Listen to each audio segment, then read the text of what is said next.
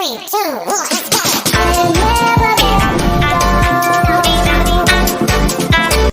Hi mga beshies, kamusta na nga pala kayo ng mga past months? Ganun. Ito, nahihiya ako. Pero, yeah. Bago ko i-start tong vlog na to, gusto ko muna magtanong sa inyo kung kamusta na ba kayo. Or, isa pang tanong, ay, kung isa rin ba kayo may hyperthyroidism, hypothyroid, or wala. Pangatlong tanong, meron din ba kayong PCOS, polycystic ovary syndrome sa mga babae? Ganun. Itong video na to ay update lang naman about sa kamusta na nga ba ako after so many 1 year na naggagamot, 1 year mahigit na naggagamot sa aking hyperthyroid. Last na result ko, nag-hypo na ako. Tapos, bumalik ako sa hyper. Ngayon, medyo siguro napabayaan ko yung sarili ko. Hindi ko sure kung saan ako nag-hyper ulit.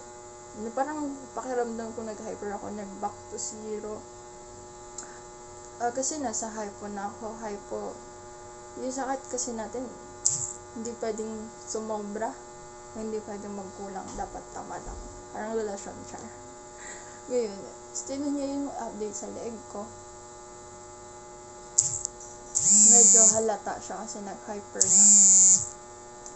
Tapos, tingnan niyo yung mata ko. Ayan. Medyo singkit naman siya kahit paano. Pero magapa din naman siya. Ayan. Tapos, pala, naggagamot din pala ako sa akin polycystic ovary syndrome. Meron akong gamot na Althea. Althea pill siya para ma-regular din yung menstruation ko. Tapos yung gamot ko sa thyroid ko ay isang piraso pa rin, yung Tabazole. Tapos papacheck up ako sa Wednesday dun sa Bernardino Private Hospital po siya. Malapit siya sa Quezon City? Hindi ko lang yung address eh. Search din na lang Bernardino General Hospital. Yung doctor ko doon si Doc Gerald Bermudez. At nahihiya ako. Ayun beshies,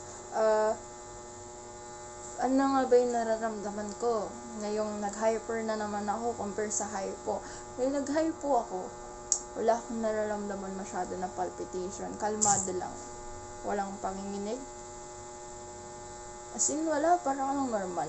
Pero nung nag-hyper ako, ay yung dibdib ko na naman kumakabog, dali mapagod, tas medyo may mga panginginig, or tas nakaramdaman naman ako, nahihirapan akong makahinga. Tapos, dali na naman akong mainitan, beses. Tapos, ngayon, meron akong iniinom na pills, wala na pa naman siyang side effects sa akin.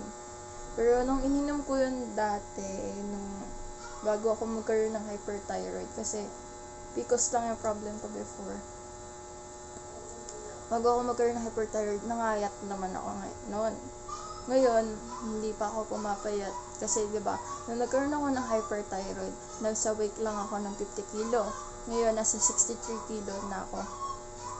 Tapos, beshes, ito nga pala yung result ko dun sa laboratory ko. At compare dun sa result ko nung last year. Nung result ko ngayon, medyo tumaas siya ng kaunti. Tapos yung result ko last year, medyo bumaba. Nag-normal yung FT3 ko dati. FT3, tapos ngayon, tumaas na sila. Parang mapapagalitan yata ako ng doktor ko. Tapos, ngayon, pag may hyperthyroidism ka, bawal sa'yo yung masyadong mga maalat na pagkain. Balik na naman tayo sa ganun. Titiis na naman tayo sa mga walang lasang pagkain. Kailangan moderation lang talaga yung pagkain natin. Bawal sumobra, bawal magkulang. Parang pag-ibig. At sa mga nagko-comment sa last video ko kung magkano nga ba yung magpa-check up sa Bernardino, nasa 500 pesos po. Tapos, ang laboratory, nagpapalaboratory ako sa High Precision sa may Commonwealth. Nagkakahalaga siya ng, 1,300. Parang ganun. Papakita ko na lang yung receipt. May resibo ba? Basta ganun. Yun lang sa ngayon. Sa ano naman, pag may PCOS naman kayo, pag magpapa-check up kayo, nasa worth 300 lang dito sa amin. Pero sa ibang OB-GYN, nag-worth siya ng 800 or to 1,000, may kasama na siyang ultrasound. Kailangan kasi bago ka resitahan, kapag may PCOS ka, kailangan mo mag-ultrasound para malaman kung ano ba talaga yung nasa loob ng mattress mo or kung hindi ka buntis, ganon. Para maresitahan ka ng tamang gamot. Yung last na inom ko ng pills, brand siya ng pills, hindi siya Althea. Dinugo ako 1 month. Pero nung tinigil ko yon, nag-stop yung bleeding. Nag-stop yung bleeding, naging spot, tapos hindi na ako nagkaroon after mga 5 months na akong hindi nagkaroon. Tapos nagkaroon ako nitong itong March na ngayon eh. Yung mga October, November, di ako nagkaroon yan. December, January, wala. Tapos, pag may PCOS ka daw, mas marami daw kasi yung estrogen natin, yung panglalaking hormones compared dun sa estrogen na pangbabaeng hormones. Kasi yung fats natin sa katawan, nako-convert daw sa panglalaking hormones. Kaya kailangan din natin mag-diet. Hindi ako nagda-diet. Kasi, di ba, beshies, nung meron tayong hyperthyroid, ang payat talaga, sobrang payat, kasi hindi ko gusto yung itsura ko ng payat ako. Talagang, yung mata ko talaga malaki. Tapos, yun yung medyo tumataba ako, ayun, buti. Yung gamot ko na nag-start sa propanol, sa puso, ang dami natin pinagdaanan for the last year. Ang dami ko palang pinagdaanan. Palpitation, ganyan, mga ganun. For the year, dami yung gamot na nainom, propanol, tapos nakalipunta ko na yung metimazole, yung propanol natin para sa puso, yung metimazole para sa thyroid, tapos pinalitan, naging propanol, gulo ko, diba? Naging tapazole natin, dati naging 3, 2, ngayon 1 na lang. Tapos, pag nagpa-check up ako, baka madagdagan ng dosage, kasi nga tumaas. Ayun. Hindi iiwasan ko uminom ng propanol kasi masyado siyang mahal. At kahit kung kaya kong pakalmahin yung sarili ko, kailangan ko kumalma. Kasi dati, dati yung last year ko, yung gamot ko maabot ng 100 per day. Pero ngayon, ang gamot ko nagkaabot naman 28 pesos per day. Kaya mas tipid talaga. Sobra.